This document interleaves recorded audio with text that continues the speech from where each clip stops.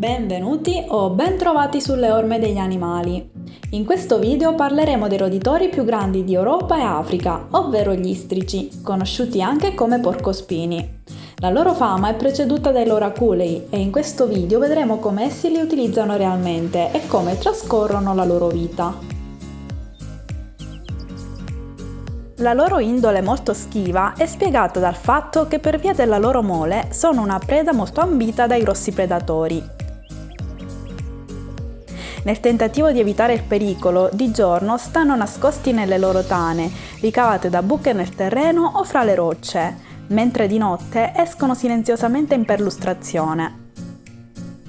Non sono in grado di arrampicarsi e la loro andatura è barcollante, quindi quando accidentalmente si imbattono in un pericolo si mettono sulla difensiva, poiché non avrebbero molte chance nel darsi alla fuga. Come prima mossa manifestano un atteggiamento intimidatorio, innalzando gli aculei e la criniera fino a raddoppiare di volume. Inoltre emettono un suono molto simile al tintinnio di una sonagliera, che viene prodotto dall'agitarsi della loro coda, dotata di alcuni aculei speciali, terminanti con un'apertura a calice di champagne. Se tutto questo non dovesse bastare a scoraggiare il nemico, si vedono costretti a contrattaccare e per farlo si voltano rivolgendogli contro le punte degli aculei e iniziano ad andare all'indietro o lateralmente nel tentativo di infilzarlo. L'istrice non lancia i suoi aculei, ma da esso si staccano molto facilmente quando penetrano nel malcapitato avversario. Mentre molto più difficile e doloroso è riuscire a sfilarli, poiché questi possiedono delle barbule uncinate che se da un lato facilitano l'ingresso nella carne, dall'altro rendono complicata la loro estrazione.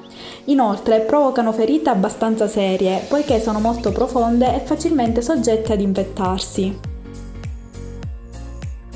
L'unica parte del corpo che negli istrici non è coperta dagli aculei è la testa, che messa in evidenza dal naso rigonfio costituisce anche il loro punto debole.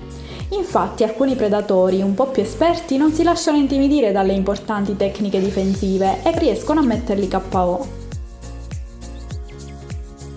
L'armatura di aculei parte dalle spalle e si estende su tutta la schiena e i fianchi.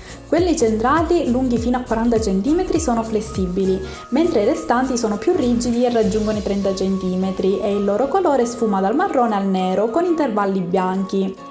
Oltre a tutto ciò possiedono comunque una normale pelliccia che si presenta di colore marrone scuro con una striscia bianca intorno al collo, mentre le vibrisse sono molto lunghe e di colore nero lucente.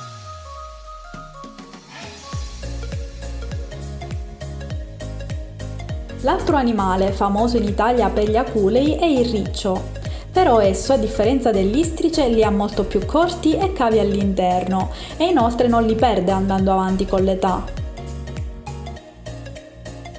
Come il resto del corpo, gli istrici hanno anche le zampe possenti e la loro pianta del piede ricorda quella umana. Essa è dotata di 5 dita munite di artigli che si rendono molto utili per scavare la terra, ad esempio quando vanno alla ricerca di patate di cui sono particolarmente ghiotti. Ed essendo animali erbivori, oltre a tuberi e radici, mangiano anche bacche, frutti caduti dagli alberi, verdure e persino corteccia. Occasionalmente sono stati sorpresi a rosicchiare anche delle ossa, molto probabilmente per incrementare l'assimilazione di calcio. Quello in Italia è l'istrice europeo, che è presente anche nel Maghreb e nell'Africa subsahariana. È un animale notevolmente socievole e gregario, infatti per quasi tutto l'anno condivide la tana con altri animali, come ad esempio volpi e tassi.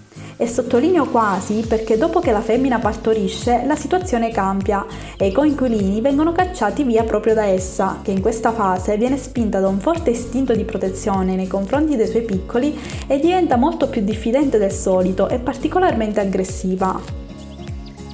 Le coppie di porcospino non hanno un periodo riproduttivo ben preciso e dopo una gestazione di circa 4 mesi vengono date alla luce da 2 a 4 piccoli che alla nascita sono ben sviluppati, pesano circa 1 chilogrammo e hanno già gli occhi aperti, mentre i loro aculei sono ancora morbidi. Per accoglierli, la femmina crea all'interno della tana un giaciglio fatto di foglie e radici, mentre il maschio si occuperà di loro recuperandoli e allontanandoli dai pericoli.